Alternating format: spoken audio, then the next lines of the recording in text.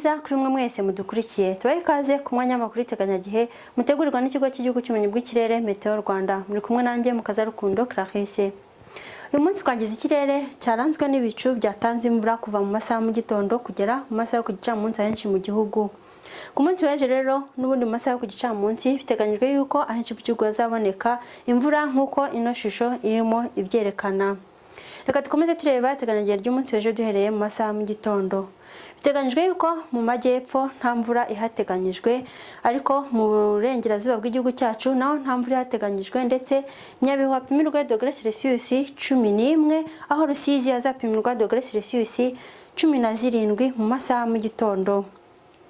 Reka dukomeze tureba ibizaranga amajyaruguru. Biteganyijwe yuko mu majyaruguru naho nta mvura ihateganyijwe, mu masaha mu gitondo hazaba hari ibicu biringaniye, ndetse n'igipimo cy'ubushyuhe kiri hagati ya dogere Celsius 13 ndetse na dogere Celsius 15. Reka turebe ibizaranga uburasirazuba. Biteganyijwe yuko mu burasirazuba naho nta mvura ihateganyijwe, mu masaha mu gitondo hazaba hari ibicu biringaniye. Nyagatare hazapimirwa dogere Celsius 18, aho Bugesera hazapimirwa dogere Celsius 16.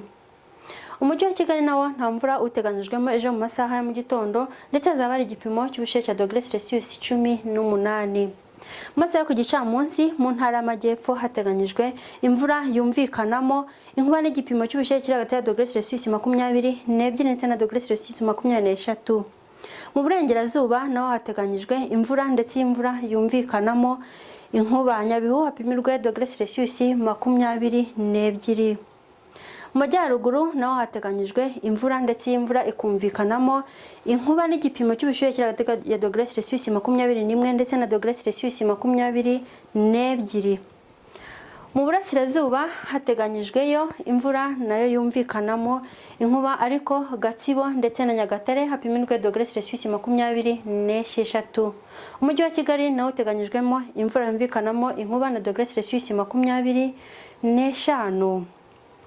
Reka dukomeze tureba iteganyagihe ry'iminsi 5 kuva ku munsi w'ejo tariki 15 kugera ku itariki 19 z'ukwezi kwa gatanu mwaka 2021.